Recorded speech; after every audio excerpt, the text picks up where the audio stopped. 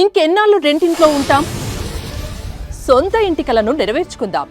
Suman TV biggest property expo October 18, 19 HSCC Novotel Hyderabad. ఇప్పుడే free entry కోసం call చేయండి. అది రాజశేఖర రెడ్డి గారు 2009 ఎన్నికలప్పుడు ఏ డే విత్ సీఎం అని ప్రోగ్రామ్ చేశారు. ఉదయం ఆయన లేచిన దగ్గర నుంచి రాత్రి నిద్రపోయే వరకు రోజంతా ఆయనతో గడిపారు. ఆయన ఎన్నికల ప్రచారంలో ఉన్నారు ఇప్పుడు వరంగల్ జిల్లా అవన్నీ. సో ఆ రోజంతా ఆయనతో నేను స్పెండ్ చేశాను. సింపుల్గా ఒక 1 minute చెప్పండి ఎలా ఉంటుంది ఆయన డే? అంటే ఆ రోజు నేను ఆయనతో గడిపింది అంటే పొద్దు నుంచి రాత్రి వరకు ఫుల్ బిజీ. అందరు లీడర్లను కలిశారు, అందరితో చాలా మంచిగా మాట్లాడారు. కొండా సురేఖ్ గారి ఇంట్లోనే ఎవరింట్లోనో బ్రేక్ఫాస్ట్ లంచ్ ఏదో. సో వాళ్ళ ఇంట్లో పిల్లలు అందరితో కూడా క్లోజ్గా మాట్లాడారు. మధ్యలో నాతో మాట్లాడుతున్నారు. Full busy, hectic. ఒక పక్క గవర్నమెంట్ గురించి చూస్తూ, ఒక పక్క పార్టీ వ్యవహారాలు చూస్తూ చాలా బాగా మాట్లాడారు. ప్లస్ ఒక చోట నుంచి హెలికాప్టర్లో వచ్చేస్తున్నాం మేము. ఈవినింగ్ 4కి ఎప్పుడో మళ్ళీ పాలకుర్తిలోనే ఎక్కడ సభ అనుకుంటా, వేరే ఏరియా నుంచి హెలికాప్టర్లో వస్తున్నాను నేను, సీఎం గారు, వాళ్ళ సిఎస్ఓ, పైలట్, కెమెరా ఉన్నట్టుంది. పొద్దునుంచి అలసిపోయినాం కదా, 4 నుంచే మార్నింగ్ 4కే నాకు ఫోన్ వచ్చింది. వెళ్ళాను. సూర్యుడు గారు ఆయనకి కాఫీ టీ తీసుకెళ్లే ముందు నన్ను మూర్తిని నమ్మనమని అన్నారు. వెళ్ళాను. న్యూస్ పేపర్స్ చదువుతూ మాట్లాడారు. ఎలా ఉన్నావు ఏంటి పర్సనల్గా అన్నీ మాట్లాడారు. అయ్యవారు అనేవారు నన్ను, ఎందుకో అయ్యవారు అనేవారు. సో అప్పటి నుంచి లేచున్నాం కాబట్టి అలసిపోయినట్టున్నా. హెలికాప్టర్లో చిన్న కునుకు పట్టింది నాకు. చిన్న కునుకు పడితే మధ్యలో ఇలా కొట్టి లేపారు. నీకు సన్స్ట్రోక్ వచ్చిందని చెప్పి ట్యాబ్లెట్ ఇచ్చారు. నాకు ఆశ్చర్యం వేసింది. సార్ నేను బాగానే ఉన్నాను సార్. పిచ్చోడా, నేను సీఎం కాదు ముందు డాక్టర్ని అని ట్యాబ్లెట్ ఇచ్చారు. వేసుకున్నా. అంటే ఒక పర్సనల్ బాండ్ ఉంటుంది ఎవరితో ఉన్నా. ఆఫ్ స్క్రీన్ రాజశేఖర రెడ్డి గారు చాలా వేరే. ఒకటి ఆయన దగ్గర నుంచి నేర్చుకున్న ఆశ్చర్యం ఏంటంటే అది అయిపోయిన తర్వాత ఇంక వెళ్ళిపోతాను, నీకు ఒంట్లో బాగాలేదు వెళ్ళిపోన్నారు. లేదు సార్ నేను నైట్ వరకు ఉండాలి కదా, మీరు డాన్ టు డెస్క్ మీరు పడుకునే వరకు ఉండాలి కదా అంటే కెమెరామెన్ తీస్తారు, నువ్వు వెళ్ళిపో, నీకు ఒంట్లో బాగాలేదు కదా. అదేంటి సార్ అన్న, ఎవరో ఆఫీసర్స్ వచ్చి మాట్లాడారు. మాట్లాడి ఆయన తెలుసు నాకు, ఆయనకి కామన్ ఫ్రెండ్, అందరూ వచ్చి హెలికాప్టర్లో హైదరాబాద్ వెళ్ళిపోన్నారు.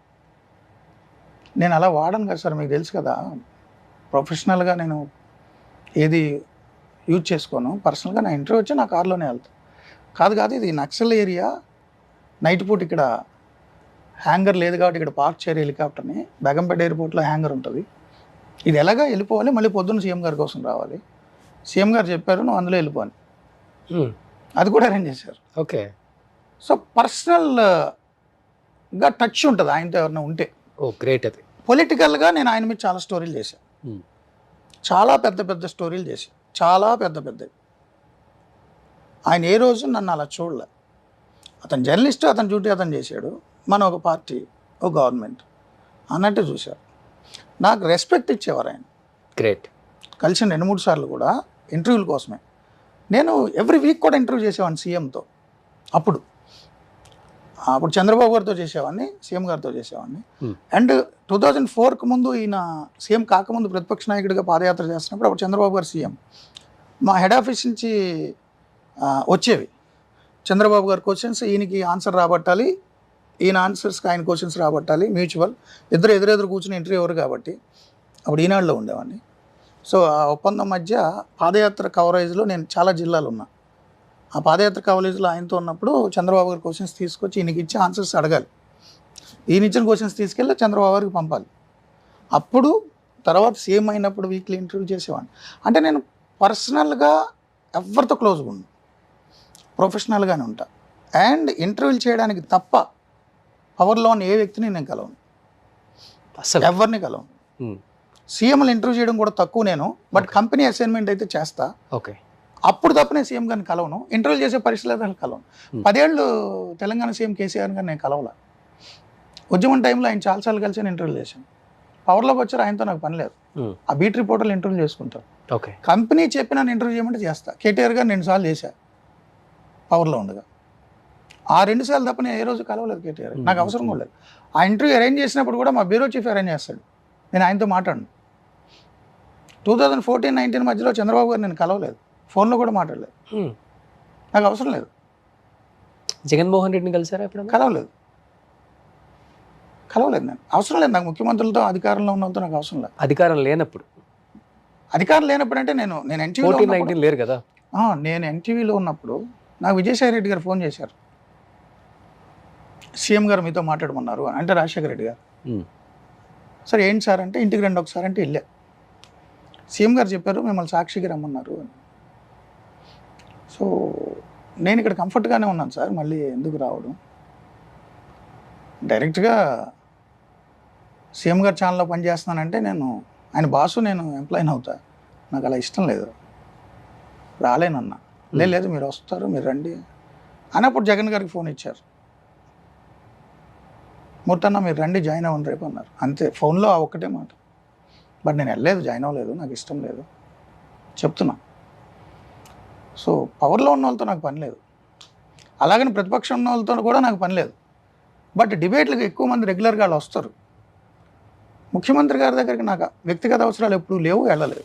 ఓకే, ఏ ముఖ్యమంత్రి దగ్గరికి వెళ్ళలేదు, వెళ్ళను. ఏ పైరవీలు చేయలేదు, అవసరం లేదుగా నాకు, ఎందుకు పైరవీలు, ఏం చేసుకోవాలి నేను?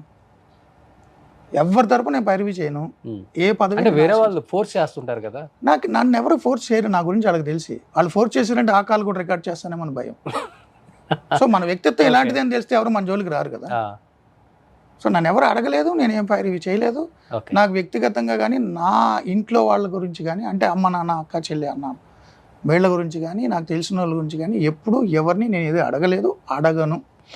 నాకు కూడా అవసరం లేదు, ఎందుకంటే నాకు వేరే ఉద్యోగం లేదు, నాకు వేరే అవసరాలు లేవు, వేరే కాంట్రాక్ట్లు లేవు, వేరే బిజినెస్లు లేవు, వేరే అవకాశాలు కూడా నాకు వద్దు. నేను వీళ్ళతో పవర్లో ఉన్న వాళ్ళతో మంచిగా వెళ్ళి వాళ్ళతో ఏ పదవులు తీసుకోను. బయట అంతా పుకారే, లైఫ్లో కూడా తీసుకోను. గారికి 100 కోట్లు అనేది పుకారు, మీకు తెలుసు కదా. అదే నాకు తెలుసు, బయట వచ్చేది పుకారే. మీకు తెలుసు కదా, నా ఫ్లాట్ మీకు తెలుసు కదా, తెలుసు. బ్యాంక్ లోన్ తెలుసు, నెలకి 42,000 ఈఎంఐ తెలుసు. అదొకటే నా జీవితం. నాకు ఏ ఫ్లాట్లు లేవు, ఏం ఆస్తులు లేవు. ఊర్లో నాన్న నుంచి వచ్చింది కూడా నాకు వద్దని తెలకైతే మీరు సంతకం పెట్టా. అది ఇంట్లో వాళ్ళు వాడుకుంటారు, మా అన్నయ్యలో అక్కలు ఎవరు చెల్లెల్లో తీసుకుంటారు. నాకు అమ్మా నాన్న ఇచ్చింది, తాతల నుంచి వచ్చిందే వద్దన్నా. ఊర్లో వాళ్ళ ఆస్తు నాకేం పని, నేనేం చేసుకోను. భూమి మీద రాసుకోండి, గవర్నమెంట్లు అక్కడ గవర్నమెంట్ ఇక్కడ గవర్నమెంట్లు రాసుకోమనండి. నా పేరుతో బ్యాంక్ లోన్ ఉన్న ఫ్లాట్ తప్ప ఏది ఉన్నా తీసేసుకున్నాను. నీకుంది లెక్కలేదన్ని గొడవలు, కేసులు, గాయాలు. పవర్లో ఉన్న వాళ్ళని కలవను, అండ్ ఎప్పుడు కూడా నా జీవితంలో ఏ పదవి తీసుకోను. అడ్వైజర్ లాంటి పోస్టులు కూడా తీసుకోను. ఏది వద్దు. ప్రభుత్వం నుంచి వచ్చే అవార్డులు కూడా నేను తీసుకోలేదు. ఆఫర్లు వచ్చినాయి ఎప్పుడన్నా, చైర్మన్ కానీ, ఎమ్మెల్సీలు కానీ, జర్నలిస్ట్? అసలు నాతో ఎవరు మాట్లాడరు అలా. నేను ఓపెన్గా ఇలా చాలాసార్లు చెప్తున్నా కదా, ఎవరు అడుగుతారు నన్ను? నా జీవితంలో ఏ పదవి ఆశించను, ఏ పదవి తీసుకోను, ఏ రాజకీయాల్లోకి, ప్రత్యక్ష రాజకీయాల్లోకి వెళ్ళను. జర్నలిజం అనేది కూడా పబ్లిక్ లైఫ్లో ఉన్నట్టే, రాజకీయం అని కాదు, పబ్లిక్ లైఫ్లో ఉన్నట్టు. సో పబ్లిక్ లైఫ్లో ఉంటా, బట్ నేను రాజకీయాల్లోకి రాను. ప్రభుత్వం ఇచ్చే అవార్డులు కూడా నాకు వద్దు, ప్రైవేట్ వ్యక్తులు ఇచ్చే అవార్డులు కూడా నేను తీసుకోలేదు సార్ ఇప్పటివరకు. అప్లికేషన్ ఉంటుందని best journalist award, best anchor award ఎప్పుడైనా చూసారు నా పేరు మీరు? లేదు, తీసుకోను లైఫ్లో. చాలా మంది నాకు ఫోన్ చేశారు, మీ అవార్డు ఇస్తామండి, సారీ అండి, థ్యాంక్స్, మీరు రికగ్నైజ్ చేసి నాకు వద్దు. మన ఇద్దరం చాలా దగ్గరగా ఉన్నాం సార్, అందుకని ఇంకా ఎందుకు. సో నాకు వద్దండి, ఆస్తులు వద్దు, ఏమి వద్దు, పదవులు వద్దు, ఏమొద్దు. జర్నలిజంలో ఉన్నంతకాలం ఉంటా, ఆఖరి రోజు వరకు ఇలాగే ఉంటా. జర్నలిజంలో నా లాస్ట్ షోలో కూడా నేను ఇంత ధైర్యంగా, ఇంత మీరనేటటువంటి బలుపో పొగడో ఏదో అనుకునేవ్వండి. మీరంటే రోషన్ గారు కాదు, పబ్లిక్ అనుకునే అలాగే ఉంటా. లాస్ట్ డే షో కూడా అది అయిపోయిందని నా ప్రైవేట్ జీవితం, నా ఇష్టం. అలా ఉన్నారు కాబట్టి మూర్తి గారు ఇలా ఉన్నారు ఇప్పుడు. Thank you. In case channel పెట్టే అవకాశం ఏముంది? డబ్బులు లేవు నా దగ్గర, డబ్బులు లేవు. ఛానల్ పెట్టాలంటే డబ్బులు అక్కర్లేదు సార్, డబ్బులు కావాలి. 2 కెమెరాలు ఉంటే చాలు. 2 కెమెరాలు ఉంటే చాలు అంటే అది పర్సనల్గా నా యూట్యూబ్ ఛానల్. సో అది మీరనే ఎస్టాబ్లిష్మెంట్, శాటిలైట్ అయితే మీరనే ఎస్టాబ్లిష్మెంట్, భారీ ఛానల్, 10 మందికి ఉద్యోగాలు. నా దగ్గర డబ్బులు లేవు. దానికి రెవెన్యూ, యాడ్ రెవెన్యూ తెచ్చే బ్రెయిన్ నా దగ్గర లేదు. యాడ్ రెవెన్యూ చేయాలంటే ఏ రాజకీయ నాయకులైనా ఎవరినైనా అప్రోచ్ అవ్వాలంటే అది నేను చేయలేను. దానికి ఒక సెపరేట్ డైనమిక్స్ ఉంటాయి. నాది బిజినెస్ ఎంటర్ప్రెన్యూర్ బ్రెయిన్ కాదు, నాది ఓన్లీ జర్నలిస్టిక్ బ్రెయిన్. ఇంతే. నా జీవితంలో ఛానల్ పెట్టలేను. సో మీకు యూట్యూబ్ అంటే నా ఫేస్బుక్, నా యూట్యూబ్, నా ట్విట్టర్లో నేనేదో నా ఒపీనియన్ నేను చెప్పుకుంటా, ఇంతే. ఛానల్ ఎస్టాబ్లిష్ చేసే డబ్బులు నా దగ్గర లేవు, నేను ఎవరిని అడగను. ఒకవేళ ఎవరైనా నన్ను పెట్టమన్నా 1వ తారీఖు శాలరీ అకౌంట్ ఇంత డబ్బులు ఇవ్వాలి, ఆయన ఎన్ని రోజులని పెడతాడు, బ్లీడింగ్ 10 రోజులు పెడతాడు. ఆ తర్వాత ఆయన లేదు అది ఇది కాంప్రమైజ్ అవ్వమంటే నేను అవ్వలేను. సో నా బ్రెయిన్ ఎంటర్ప్రెన్యూర్స్ బ్రెయిన్ కాదు. పదునైన ప్రశ్నలకి బాణాలు వేసే బుర్ర మాత్రమే దేవుడిచ్చాడు. అంతే. అంతే. సో నేను ఛానల్ పెట్టను, సూపర్. ఎప్పటికీ బిజినెస్ మ్యాన్ అవ్వను. ఓకే. సుమన్ టీవీలో మీ పర్సనల్ అండ్ బిజినెస్ ప్రమోషన్స్ కోసం కింది నెంబర్కి కాంటాక్ట్ చేయండి.